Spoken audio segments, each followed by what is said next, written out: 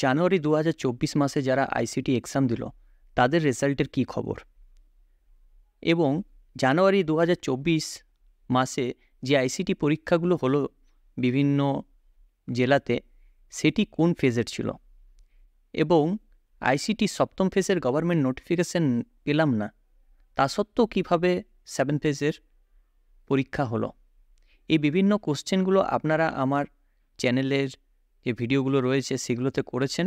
আমি ভাবলাম যে আপনাদেরকে চলুন এটা আপনাদের সাথে শেয়ার করি, আপনাদের যে প্রশ্নগুলো রয়েছে সেগুলো আপনাদের সাথে এই ভিডিওতে শেয়ার করি। তো আপনারা যারা যারা সপ্তম ফেজের জন্য বলুন বা 8 ফেজের জন্য বলুন, যে নোটিফিকেশান আসছে না তা সত্ত্বেও কীভাবে ফিল আপ চলছে, তো চলুন সময় না নষ্ট করে ভিডিওটি শুরু করা যাক। প্রথমেই যে কোশ্চেনটা আপনাদের রয়েছে যে জানুয়ারি 2024-এ আমরা যে এক্সামগুলো দিলাম তাদের রেজাল্টের কি খবর। দেখুন, প্রথমে আপনাদের যেটা বলে রাখি, আইসিটির যে কোম্পানিগুলো রয়েছে বিভিন্ন ডিস্ট্রিক্টে সেগুলো কিন্তু সম্পূর্ণ আলাদা। কিছু কিছু ডিস্ট্রিক্টে রয়েছে স্কুল নেট এক্সাম নেই, কিছু কিছু ডিস্ট্রিক্টে রয়েছে যারা এক্সট্রা মার্কস, এরা দুজন কিন্তু দুটো কোম্পানি রয়েছে, তারা কিন্তু এক্সামগুলো নিয়েছিল। জানুয়ারি মাসে যে সমস্ত জেলায় পরীক্ষাগুলো হয়েছিল সে সমস্ত জেলায় আইসিটি যারা কম্পিউটার টিচার হিসেবে কাজ করতেন তারা বেশিরভাগ বা কিছু কিছু স্কুলে কিন্তু কম্পিউটারে এই কাজটা ছেড়ে দিয়েছিল। সেটা বিভিন্ন রকম কারণ হতে পারে, হয়তো বেটার কিছু অপরচুনিটি সরকারি জবের মধ্যে পেয়েছিলেন, সে সমস্ত কারণ কিছু থাকতে পারে যার জন্য আইসিটিরা ছেড়ে দিয়েছিল কাজ।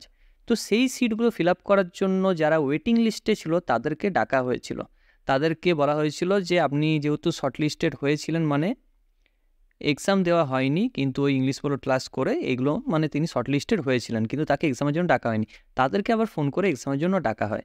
সেখান থেকে যারা এক্সাম ক্র্যাক করে, ইন্টারভিউ ক্র্যাক করে এবং ডকুমেন্ট ভেরিফিকেশন হয়ে তারা ট্রেনিং করে এবং বিভিন্ন যে স্টেজগুলো রয়েছে সেগুলোর মধ্যে দিয়ে গিয়ে তারা কিন্তু সিলেক্টেড হয় এবং তাদের জয়েনিং করানো হয়।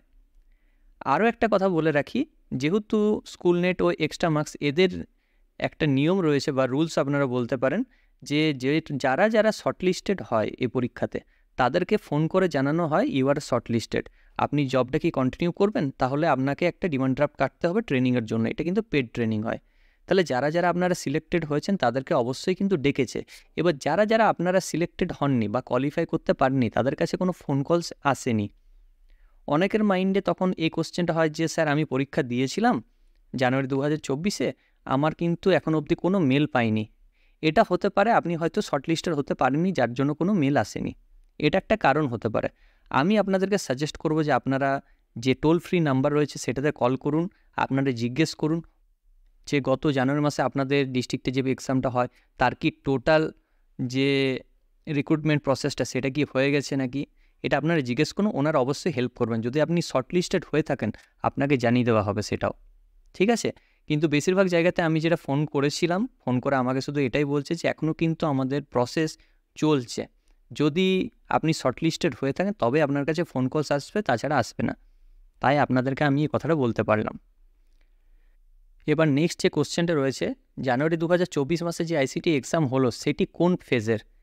দেখুন, আমরা যতদূর জানি বা যতদূর আমার জানার কথা যে 5th ফেজ এবং 6th ফেজ লাস্ট এক্সাম হয়েছে, আপনারা ধরতে পারেন 6ষ্ঠ ফেজ লাস্ট এক্সাম হয়েছে, যেটা 1719টা স্কুল ছিল যেখানে আমরা লিস্ট পেয়েছি। সেই লিস্ট আমার চ্যানেলে অলরেডি আছে, আপনারা চাইলে সেখান থেকেও দেখতে পারেন। সপ্তম ফেজ এখনও অবধি কিন্তু বেরোয়নি, কারণ সপ্তম ফেজ বেরোনোর আগেই সরকারি যে শিক্ষা দপ্তর রয়েছে সেইখান থেকে কিন্তু একটা লিস্ট পাবলিশ করা হবে যে কতগুলো স্কুল এখনও পর্যন্ত ভ্যাকেন্ট রয়েছে, যে এখানে আইসিটি কম্পিউটার টিচারদেরকে নিযুক্ত করা হবে। তো যতক্ষণ না সেই ভ্যাকেন্সিগুলো বেরোচ্ছে ততক্ষণ পর্যন্ত কিন্তু কোম্পানি সেখানে নিযুক্ত করতে পারে না। তাহলে নিযুক্ত কাদেরকে করা হচ্ছে, যে সমস্ত স্কুলে অলরেডি আইসিটিটা কাজ করতো এবং তারা বিভিন্ন ভালো অপরচুনিটি পাওয়ার জন্য জবটা ছেড়ে দিয়েছে, সে কিছু কিছু জায়গাতে ফিল আপ করার জন্য যারা শর্ট লিস্টেড হয়েছিল 5ম ফেজ বলুন বা 6ষ্ঠ ফেজ বলুন, তাদেরকে ডাকা হচ্ছে এক্সামের জন্য এবং তাদেরকে জয়েন করানো হচ্ছে। তো আপনারা যেটা ভাবছিলেন যে 7ম ফেজ হয়ে গেল সবার, তাহলে 8ম ফেজের জন্য কিভাবে অ্যাপ্লাই করব, তো এগুলো 8ম ফেজ বলে কিচ্ছু নেই, 7ম ফেজ এখনও অবধি স্টার্ট হয়নি, ঠিক আছে। আরও কিছু কোশ্চেন রয়েছে, সেটা হচ্ছে যখনই আমরা সাইটে যাচ্ছি সেখানে কিন্তু আমাদের অলরেডি রেজিস্টার্ড দেখাচ্ছে, তাহলে স্যার আমরা কিভাবে বুঝবো যে আমাদের অ্যাপ্লাইটা হয়েছে বা নেক্সট অ্যাপ্লাই করতে পারবো কি না, সেটারও আমি অ্যান্সার আপনাদেরকে এই ভিডিওতেই দেব। সেটা হচ্ছে, এটা আপনারা কিন্তু অ্যাপ্লাই যতবারই করবেন আপনাদেরকে অলরেডি রেজিস্টার্ড দেখাবে। এর কারণটা কি, 2022 সালে যে 6ষ্ঠ ফেজে রিক্রুটমেন্ট হয়েছিল সেটা সাইটটা দেওয়া রয়েছে, সেটা এখনও অবধি অ্যাক্টিভ রয়েছে, ওনারা ইনঅ্যাক্টিভ করেননি। যার জন্য কি হচ্ছে, অনেকে সাইটে ফিল আপ করছে, যারা নিউ ফিল আপ করছে তাদেরটা অটোমেটিক ফিল আপ হয়ে যাচ্ছে, রেজিস্ট্রেশন আইডি দিয়ে দিচ্ছে।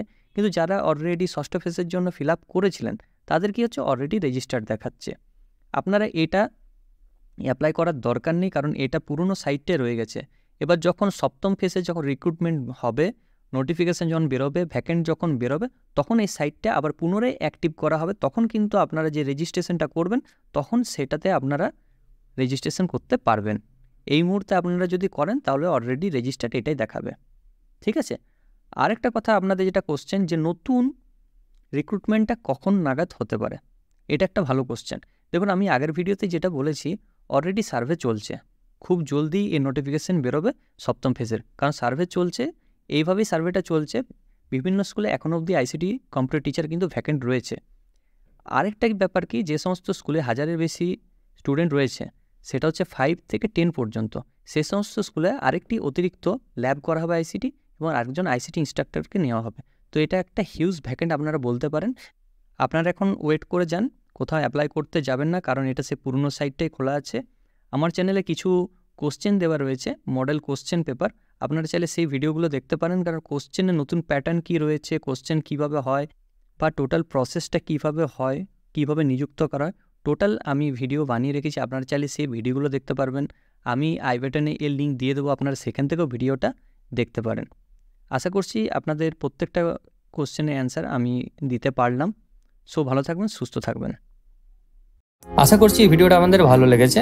যদি ভালো লেগে থাকে অবশ্যই চ্যানেলটিকে লাইক, কমেন্ট এবং সাবস্ক্রাইব করবেন, এবং পাশে যে বেল আইকন রয়েছে সেটাকে ক্লিক করবেন নিয়মিত সবার প্রথম সঠিক আপডেট পাওয়ার জন্য। সো থ্যাংক ইউ, ধন্যবাদ এই ভিডিওটা শেষ অবধি দেখার জন্য।